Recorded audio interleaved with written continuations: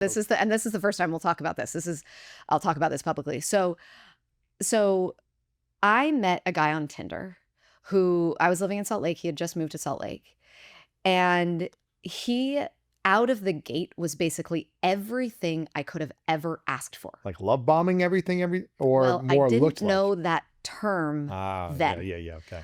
But yes, that's exactly what was happening. This wasn't the Tinder swindler, was it? Well, it wasn't not the Tinder swindler. Okay. But it wasn't that guy. No, it wasn't that guy. No. But honestly, as I'm thinking about this, I'm like, oh, funny. This is probably in some ways what I did to other guys, but didn't realize I was doing it. Ah. Anyhow, he was just making himself into the exact version that I couldn't at that point. The dream guy. The dream guy. I'm in my young 20s or mid 20s, excuse me. He's tall, dark, and handsome. He's got He's all money. the things. He's spiritual. He's got great He wasn't family. any of those things, but he did, everything else. He did fit whatever bill I wanted him to fit at that point. And so we got engaged after being together for a year. And it was like an explosive year, I'm assuming. Oh, it was bombing, the whole gifts thing, and presents, everything. Charming, travel. The whole thing. Yeah. The whole thing. Yeah. And got engaged after 1 year. 1 year. And then how long was the engagement? Not long. Basically, right after the engagement ended, after he proposed to me, things started to go big time. Really? And all of a sudden we were looking at houses, and every time we would almost put a contract into a house, he would have some reason or another why we shouldn't do that. And then I didn't want to move in. At that point, I was kind of romanticizing moving in together after getting engaged. So we didn't live together. Okay. And I will never forget this. I went over to his house, and we had just gotten into a fight, but it wasn't actually a big fight. I don't even remember what it was. It wasn't a disagreement. I went over to his house to talk about it, and I look around his house. I walk in, and all of our photos were gone. And I was like, what is going on here? And he sits me down on the couch, and he's like, this is over. Was it like a month after the engagement? Or this was a few months. Wow. A few months. It just dead, like his heart had completely left the building. And I'm like, what are you talking about? And by the way, I didn't think I wanted to get married. So even getting to the point of engagement was a massive deal for me. So he tells me it's because I don't want kids, and he does.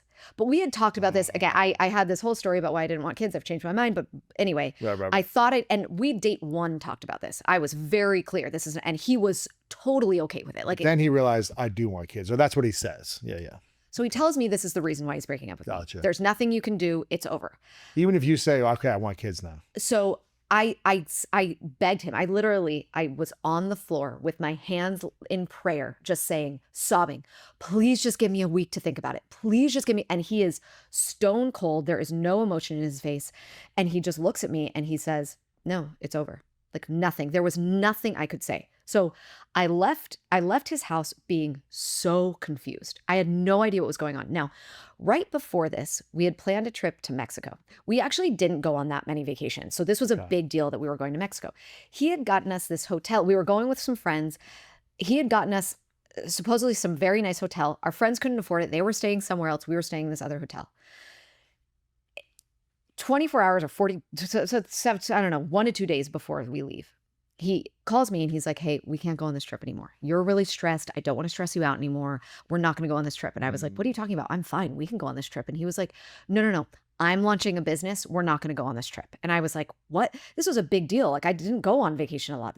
I was like, what do you mean? Our friends are going this. You can't just cancel this trip. And he has all these reasons why he's launching this business. And he says, but you can go without me. You can go without me. And I'm like, of course I'm not going to go without you. Anyhow, so that happens, that was maybe a few weeks before. Then he breaks up with me. Then I am super confused. I'm talking to my friends about like, what just happened? Like this came out of nowhere. And a friend of mine goes, maybe just call that hotel in Mexico. Let's see if you actually booked it. Uh-huh. And there was no reservation under his name. And that sent me down a rabbit hole. He walked me around his college campus at one point, telling me about his football team that he played on. He was never on this football team. He told me he was going to school at the University of Utah, and he moved to Utah to go to school there. He didn't even apply. He told me he worked at the hospital called He never worked at the hospital. Wow. Like it was lie after lie. And Wow. so, and by the way, at this point, I'm a matchmaker. I have a monthly segment on ABC talking on the local ABC channel talking about dating advice. I'm like, Utah's dating. You know, I'm young, but I'm, you know, whatever. Yeah. So anyway, I'm doing all of this while this is all happening. Like the amount of I never thought this could happen to somebody like me. In a million years, the amount of shame that I felt. You're like, I'm the one giving advice or helping others with their relationships. Yes. And yet This is happening to me. I got duped or he was lying or whatever. Yeah. And I didn't see it because I the didn't- love bombing was so strong.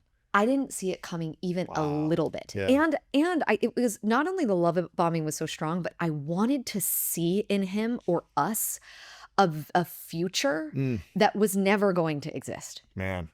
And that was You wanted to see in him or the relationship a future that was never going to exist. Yeah. I had this idea of what love could look like. And the thing about love bombing is and unhealthy manipulative dynamics in general Yes. is that that's the thing that keeps you coming back, right? You keep coming back to this. Wait, it was like this. Can it get back there? Exactly. It was like this. Can it get, and it never gets back Never. there. You're in but the it's power struggle constantly. constantly. You want to go back to soulmate. This is perfect. Everything's amazing. Let's Yeah. go back to where it was. It never goes back. No. But listen, that's what had me go into the research. That's what had me go into school. That's what had me. I mean, that relationship kicked off for me. I was interested in relationships before, obviously. You but became obsessed. obsessed You were because I like, also wanted to know what it was about me that got me into course, something like Of that. course. I think I could relate to that in like just going through 5 kind of stressful relationships that, you know, again, we have to both take, like you said, responsibility for our part in being in something, not doing deeper research or not asking questions, or when, you know, something felt off, like, you know, I did similar things where I was like, what is that? You know, why did they ever bring their friends around? Why do they hide this part of their life? Why do they not talk about this earlier phase of their life? Why do they, whatever it is. And just thinking, oh, but they're amazing. Like everything's fine. It's like we have to both, or everyone watching or listening has to take responsibility for those signs or signals, or just saying, maybe I jumped in too quickly. I did that a lot too. It was like, let's just jump in and it's exciting and fun and amazing. And I had multiple relationships, probably 5 or 6 long-term relationships between 1 and 3 years or whatever, since I was 18, that all ended. And it wasn't until I took full responsibility that I was the common denominator of all these. Yeah. That I was the one that needed to heal the wounded parts in me that lack courage to ask those courageous questions or hold space when there was an explosion, as opposed to giving in like a chameleon or whatever it might be.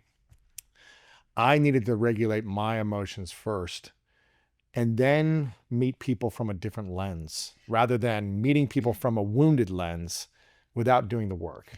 I will say, though, that part of us learning how to regulate our nervous systems is practice. Yeah, of course. So it's really easy to Under the fire. do the work Yeah. when you're single. Yeah, when there's nothing. Yeah, I'm But fine.